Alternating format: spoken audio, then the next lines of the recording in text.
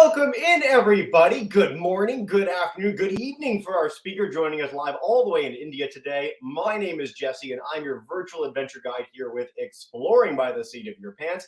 And this is a very special program because this is our first program of 2023. I should have had one of those like New Year's Eve streamer things for this, or some confetti or something, because it's always exciting to start a new year of amazing programs featuring the coolest scientists, explorers, documentarians of the natural world and of space and beyond on this broadcast. We did over 500 programs last year, 500 as an organization, and we're so thrilled to keep coming back to share these amazing stories and people with you all.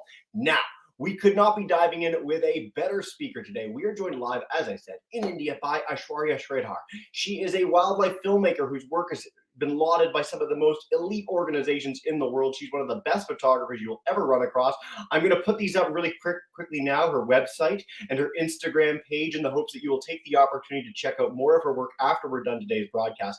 But for today, she's going to take us on a special journey for some of her biggest stories, featuring some really cool animals in her native India. So without further ado, I'm going to stop talking. I'm going to turn it over to the star of our show. Aishwarya, thank you so much for joining us today, and welcome to the program. Thank you. Thank you so much for inviting me. And a big hello to everyone. Good morning, good afternoon, good evening, wherever you're joining in from. And I'm so actually thankful to you for inviting me to be on this show and to kickstart the program for 2023, because I really feel that the work that you guys are doing in terms of educating and bringing together young minds is fantastic. I mean, it's something that's needed currently, given the situation of the crisis that our planet is facing. And after all, I mean, young people are the future of this planet. So kudos and a big thumbs up to you guys for what you're doing. Thank you so much. And I mean, what we're doing is featuring stories like yours. You're the person who gets to go out and actually explore these stories, share them with a wider community. So I'm so excited to dive in with your presentation, blow a few minds. And so if you want to bring that up for us, we can get Sure. underway. Let's get this started. I'm quickly going to share the screen and hopefully it works. So, yes, we need it to work for the first broadcast of the year. It's very important. yes, it better work. You're perfect. You're good to go. Great. So let me kickstart the presentation. And so before I actually dive into it, I would really love to know, I mean, where you guys are joining in from, which part of this country, which part of the world, which country, which city. Quickly let me know in the chat. I'm sure Jesse will tell me about that, and I'll share a little bit about what I do and who I am. So I'm basically a wildlife filmmaker, photographer, and a National Geographic Explorer. As you guys type in the chat, I'll quickly give you a small introduction about my work, and then I'll dive into the presentation. So I get to film and tell stories of incredible wildlife around the world and of the people standing tall to protect these endangered species. Now, my work has taken me to some of the most beautiful, awe-inspiring places and has brought me face to face, it's up close and personal, let me tell you, with some really cool species. On your left or top left, I have an Indian chameleon on my hands. Bottom left, I'm exploring the granite rocks at Jawai. This is from a recent shoot on a documentary on leopards. The middle picture is when we were filming Asiatic lions. I would be sharing more about that story in the next, a few minutes. And on the right, that's me in the Western Ghats, trying to see and look for some primates. So, and that's basically what I do. I mean, I get to travel the world and document some of our incredible biodiversity and the incredible wildlife, and also highlight issues that our planet is currently facing today. So, in terms of films, as a storyteller, my films kind of touch upon a wide range of topics, be it from big cats or be it a wetland conservation or wildlife trafficking. That's the one I'm currently focused on. So I dabble in both blue chip as well as impact based documentaries. Now, what is blue chip? For those of you who don't know, it's all those films that you see on television, on National Geographic, on Discovery and BBC, which are all about pristine wilderness and wildlife in spectacular natural environments. And impact based documentaries are those which are a little bit hard hitting. They're very emotional, and they make you sit up, take note of an issue, and drive home action. So they have a call to action, and they're associated with an impact campaign as well. So these are the kind of two different types of broad stream films that I focus on. Now, to a lot of you were wondering right now, as in, how did I get into this? It's probably because of where I come from. I This is my home. This is a sleepy little town called Panvel on the outskirts of one of the biggest metropolis in India, which is Mumbai. It's the financial capital of the country as well. But there is a green patch not very far from the main city, and that's where I call home. So I had all kinds of wildlife in my own backyard as I was growing up. So it was not very difficult for me to fall in love with nature at a very early age. And since then, I've always been wanting to be in a position of power where I get to do something for our planet.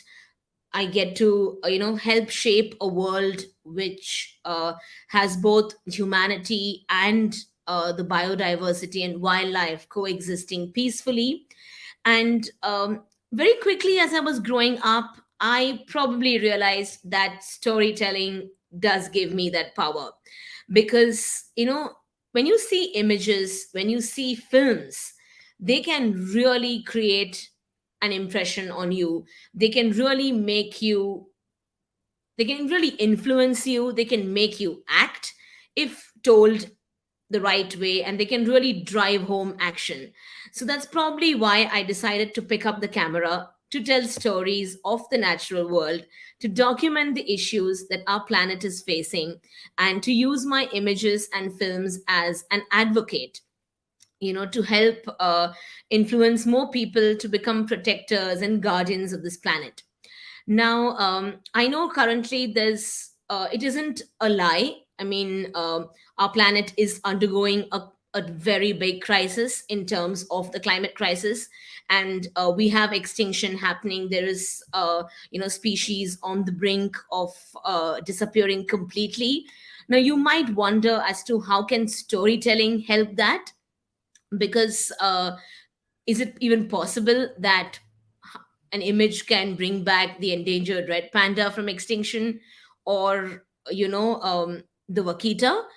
In a way, it actually can, because at the end of the day, when you watch something that is really thought provoking, it kind of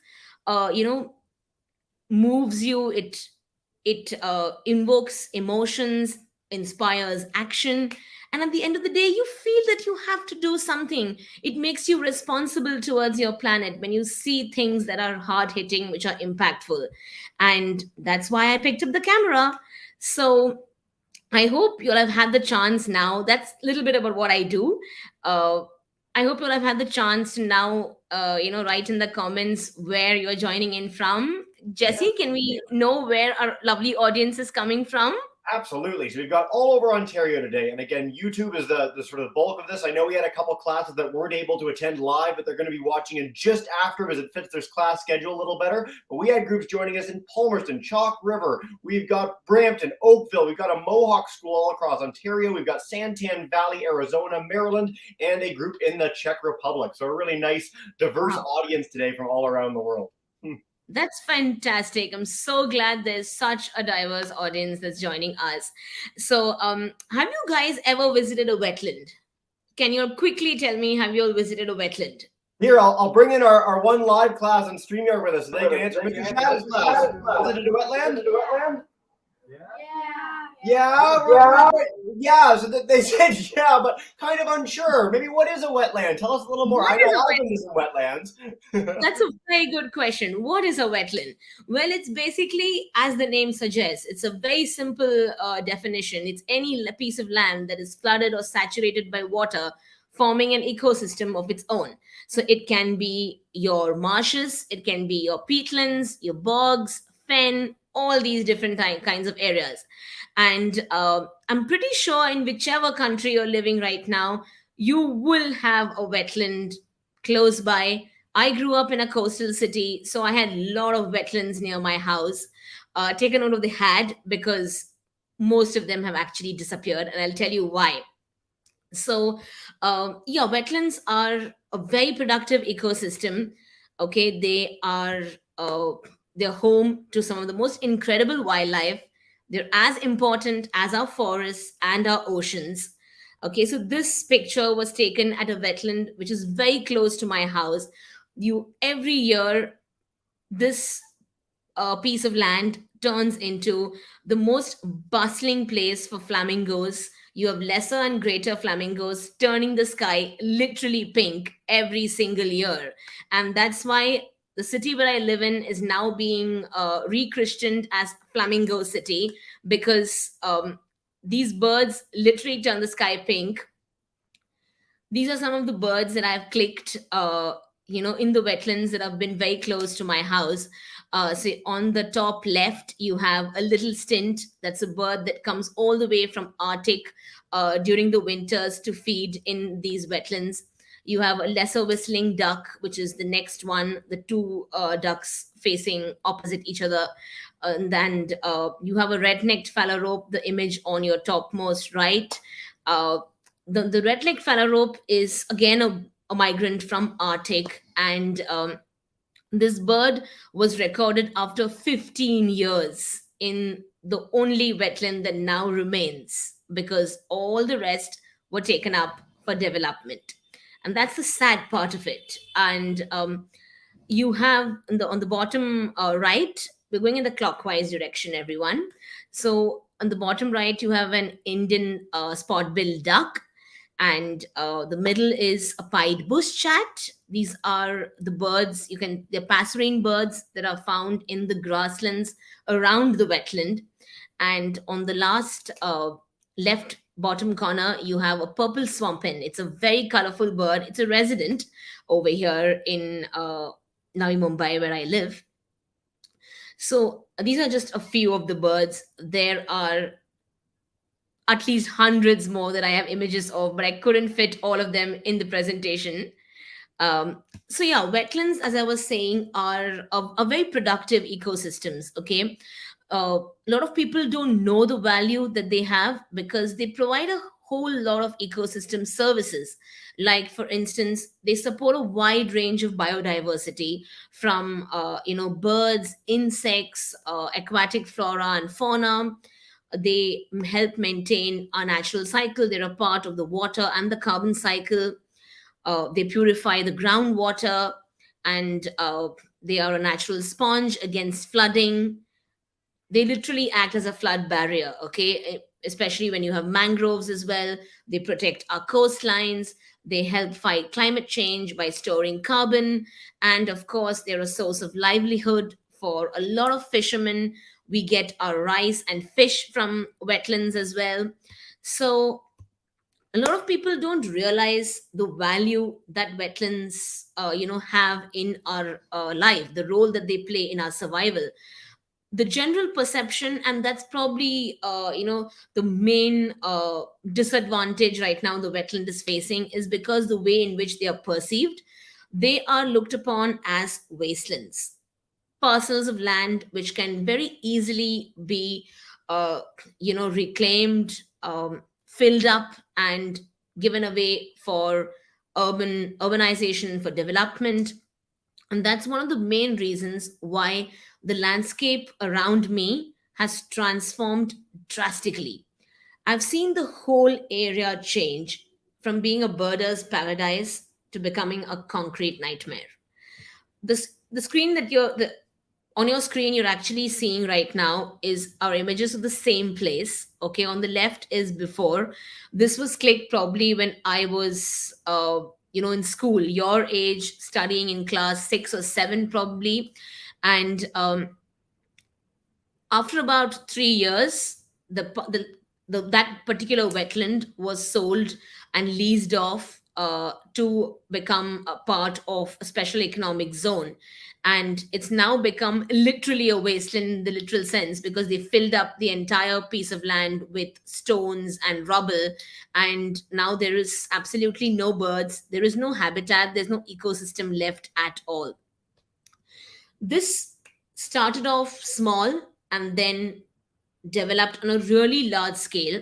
And over the past decade, 2,000 hectares of mangroves, marshes, and wetlands have been destroyed in my region, very close to where I live. That's close to around roughly 3,700 football fields. So just imagine one football field and think of the scale now in terms of around 3,700. And just imagine land of that scale, wetlands of that scale, just obliterated overnight for development.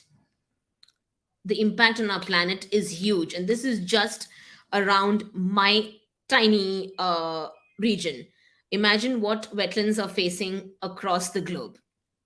So when this started happening and I began to see the change, only one wetland today remains, and that is called as Panje. Okay, Panje is the last remaining wetland in the coastal town of Uran. And that's when I decided that something had to be done about this. And the destruction at this scale could not be allowed to continue.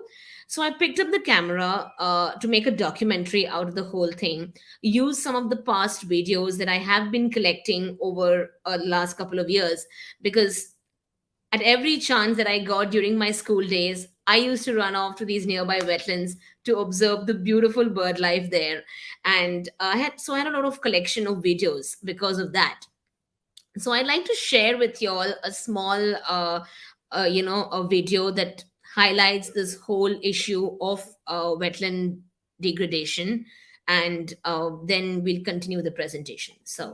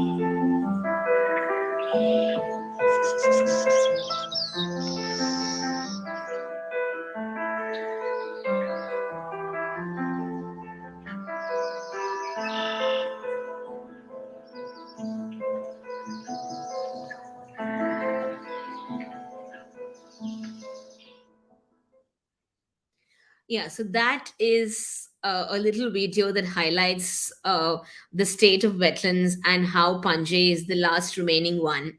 It's home to hundreds and thousands of migratory birds. Every winter, the wetland literally lights up with birds coming all the way from Arctic, Antarctic, France, Russia, okay, and a lot of resident birds as well over there. And over 2,500 fishermen and their families depend on that wetland for their daily income.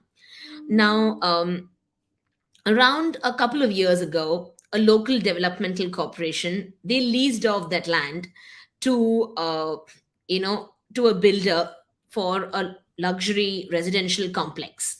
And what happened was, after the film released, and there was a lot of media attention on the film, my documentary Panche the Last Wetland was broadcast on India's public servicing broadcast platform, which is DD National. And it's the film actually inspired a media campaign. Inspired a signature campaign as well to save Panje and to declare it a bird sanctuary. And so when there was a lot of attention on the wetland, what the corporation did was they decided to dry up the wetland completely. What you're seeing on screen is a dried Panjay.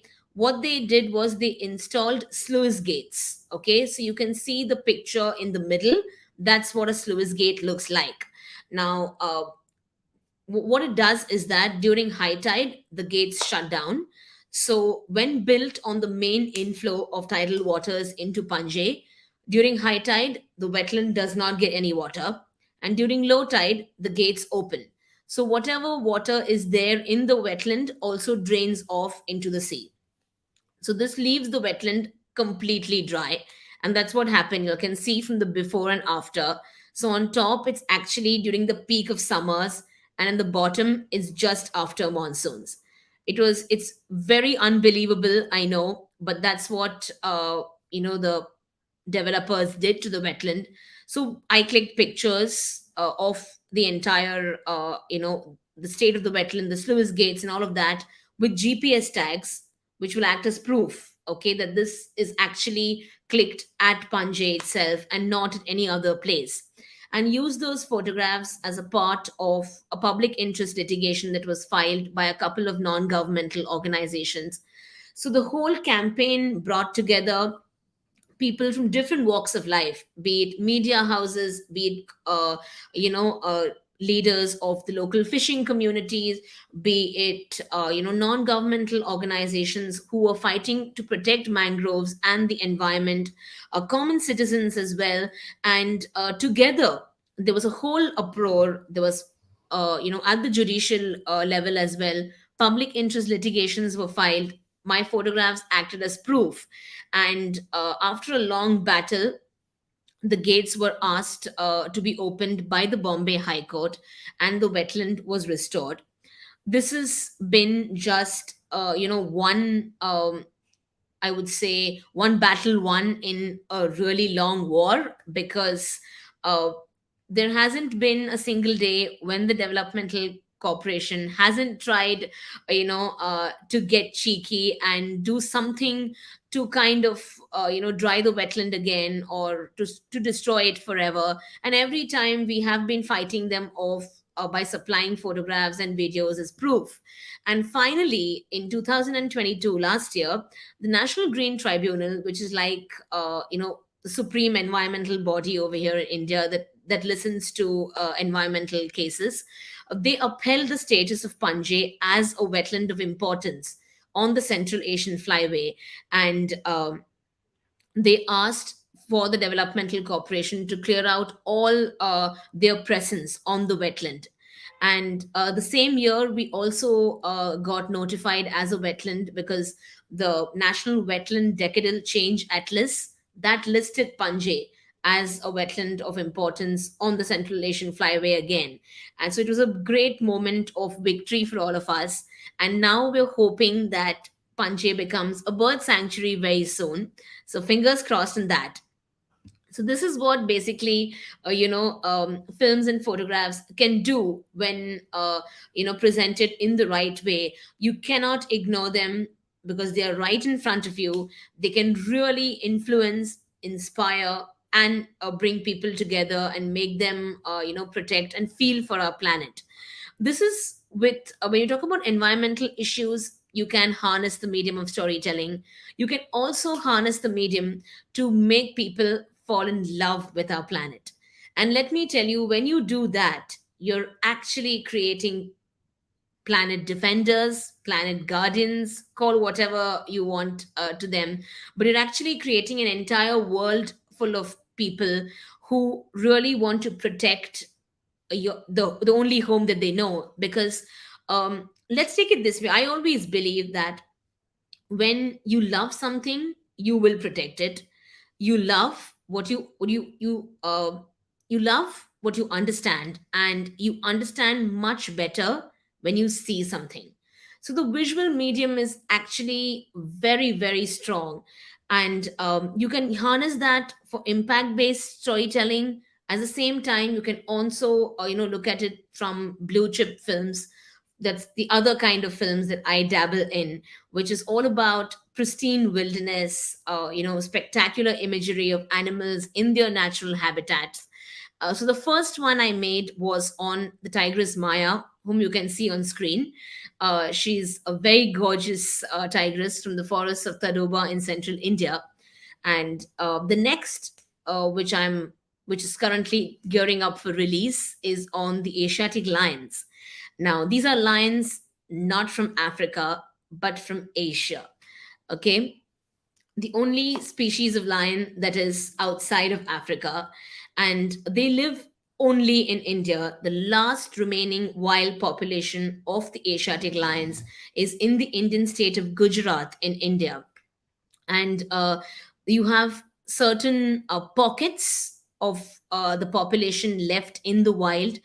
Gujarat is the last stronghold of the Asiatic lions. As you can see on the map, here's the distribution of the Asiatic lions population in India.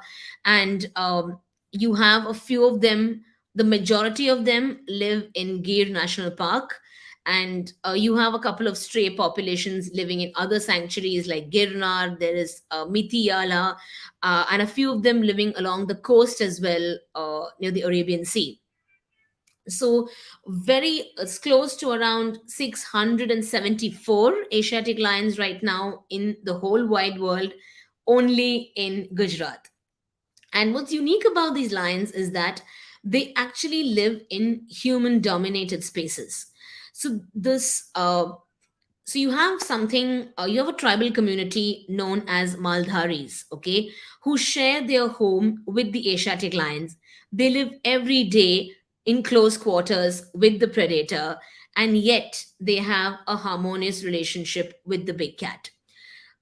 I got talking during my, filming there with a couple of village leaders, and one of them told me when I asked him about how do they react when these big cats lift their cattle, because the Maldharis, their primary occupation is rearing cattle and breeding it, and they get their money from all kinds of cattle products. So it can be milk, it can be cow dung, it can be so mainly everything related to cattle. And so I got talking to them and asked one of the village leaders as to what happens when the lions prey on their cattle. I mean, do they ever feel the need to retaliate or to extract revenge from the big cat? And he told me a very beautiful answer. He said that we are living actually in the home of these animals, it's not the other way around. So we have to ensure that we do not intrude into their space, even if it means that our cattle is lost. There is absolutely nothing wrong in that, because at the end of the day, it is the home of the lion, and we are just guests living in their land. And that kind of really stuck with me, because they have this very unique relationship that they share with these big cats.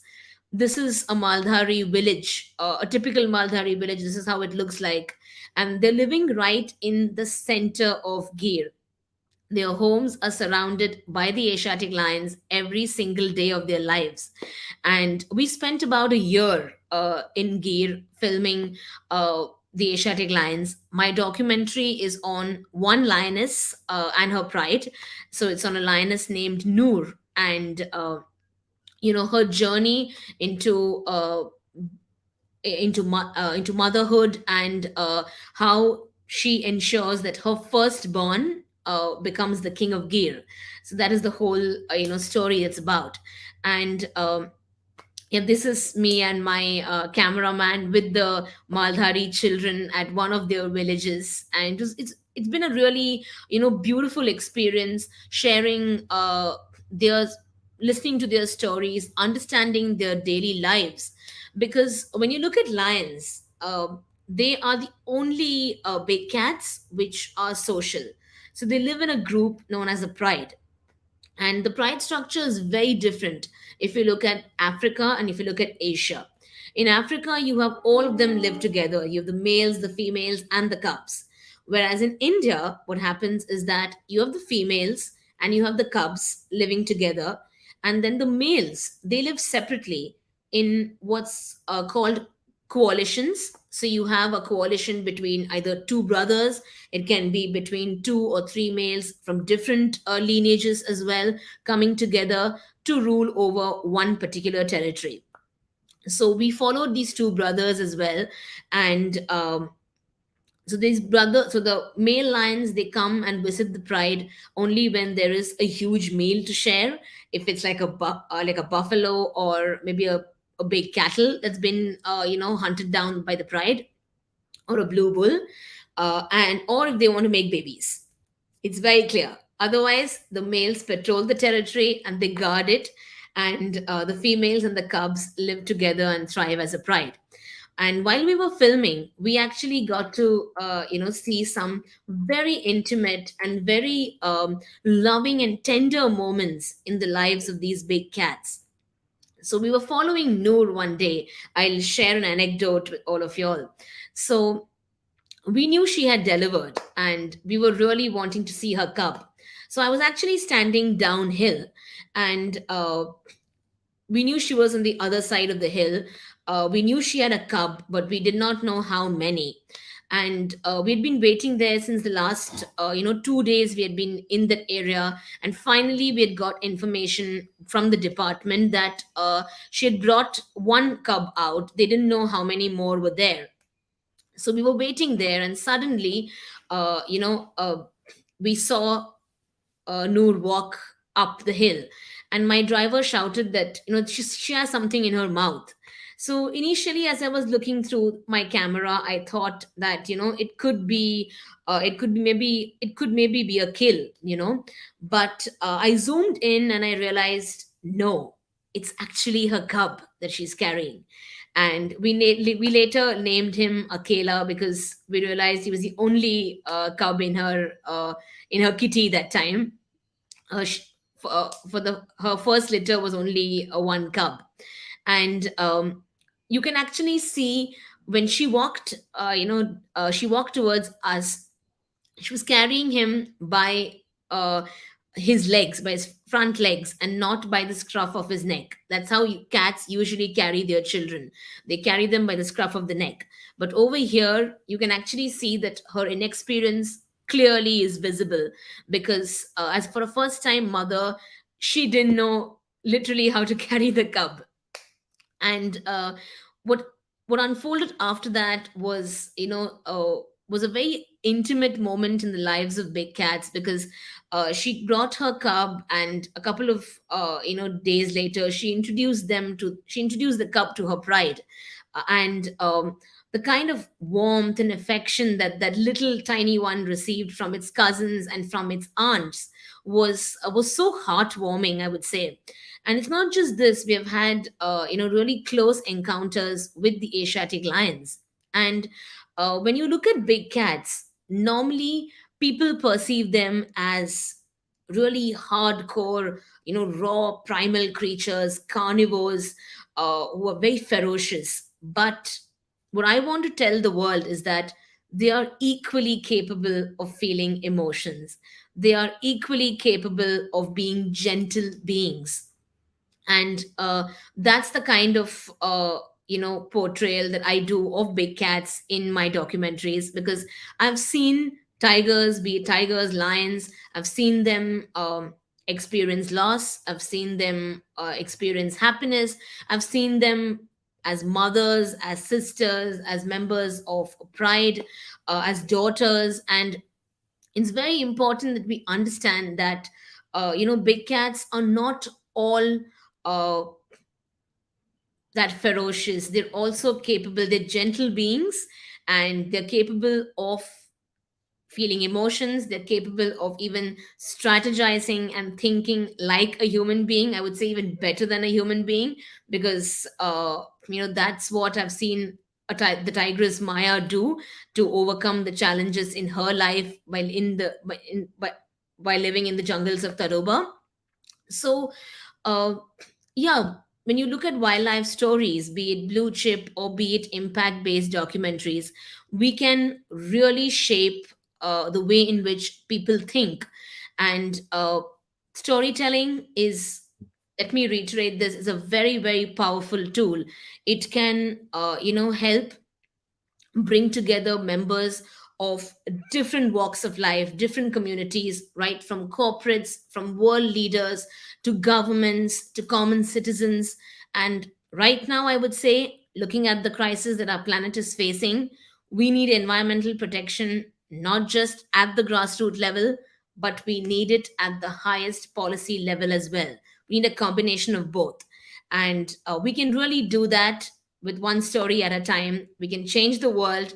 And I hope that this presentation inspires many of you to also pick up the cameras and become storytellers, or at least pick whichever forte that you are comfortable in. But let's work together to build a greener and a more sustainable world. Thank you. And I cannot wait for the questions that you'll have for me.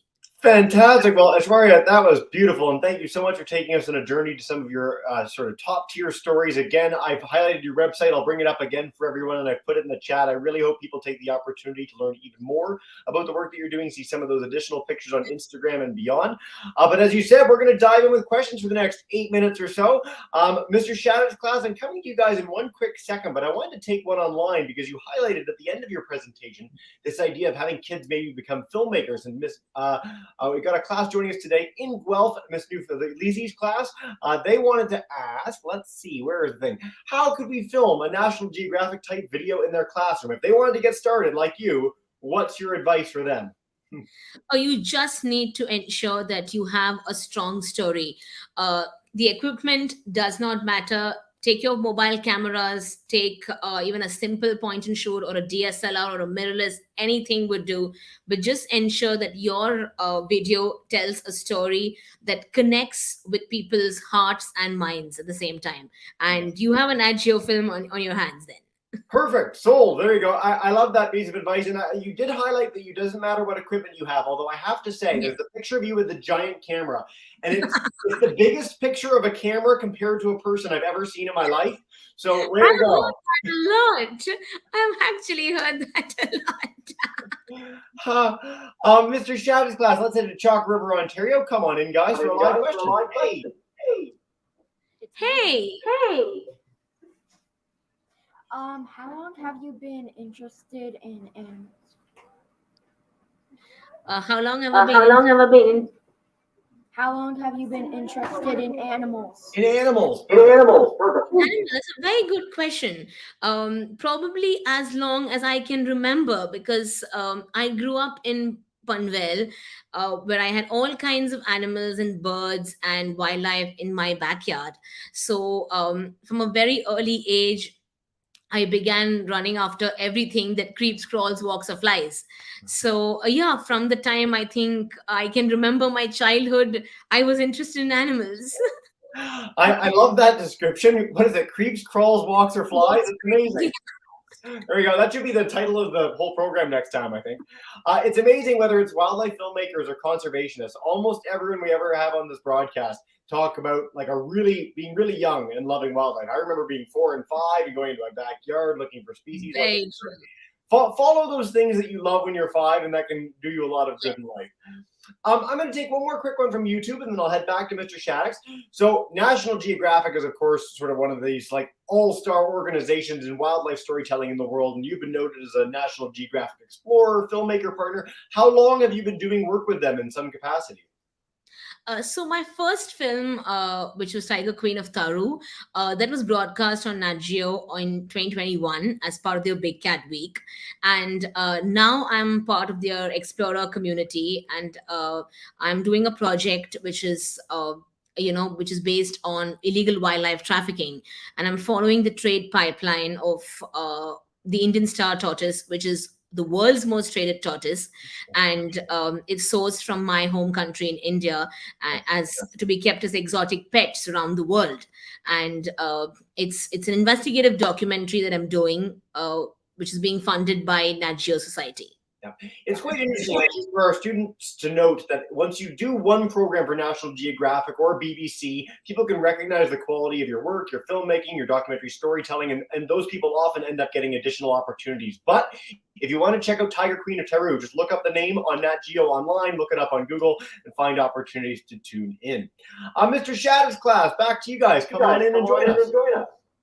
What made you so passionate to start telling people about this wildlife and that you need to step up and help the wildlife and just get it better? That's a great question. It was probably, when I began to see environmental destruction firsthand, when I began to see the landscape around me change. That's when I began to think that what is happening, because I was also at the same time, like you, in class studying about climate change, global warming, and all of these. And it began, to really, it led me to question a lot of things. It also led me to question as to what we were doing to our planet. And I felt that something probably needed to be done. And how could I be a part of, because it was also getting, I was also developing a lot of anxiety, wondering that what would be, what would the world be like a couple of years later if we just continued with the destruction. Would we have no tigers left? Would we have no wildlife left? And the thought was actually scary, and it still is. So I definitely wanted to do whatever capacity that I could, to be a part of something which would help ensure that we have a world where our wildlife is also there. And it was a very logical thing to pick up the camera. You're doing a great job. So we're really happy that you had that epiphany and wanted to do such great work, because we have the luxury of starting off our year with it today. Aishwarya, time flies and you're having fun. We're going to take 3 more questions. If anyone else has additional questions, I want to note that, again, you can head to her website. You can message her there. I messaged her there. That's how we ended up with this broadcast. So you can definitely reach out, follow along, and ask more queries if you have them. From our grade 5 class in Oakville, they want to know, what's your favorite part of your job as Toding's class? Is there a favorite part? Tough. Oh, I would say that's very difficult to answer, because I actually enjoy doing each and everything that goes as part of my job, be it sitting behind the desk and researching about the story, be it going on field and filming it, be it coming back and brainstorming the edit and all of that. It's all really fun. But I would say my most favorite part would definitely be, on the field, filming wildlife and connecting with the people who are actually standing tall to protect these species. When we sit down and we connect with these tribal communities living on the front lines, and I listen to their stories and their experiences, that's something that's that's something I would never forget, and I'll cherish that forever. So the relationships that I build on field is my favorite part of the job. This is something that we keep coming back to with a lot of our conservationists and storytellers around the world. When you start focusing on the community efforts to build up conservation sort of successes over decades, and you work with those people, you recognize that expertise, you showcase that. This is a story we hear from a lot of speakers, and I'm glad to hear you echo it today. Okay, I've got another tough question before we go to Mr. Shattuck for our last live. They wanted to know, what is your favorite animal? No pressure. Oh my God, that is really difficult. You put me in a tight spot.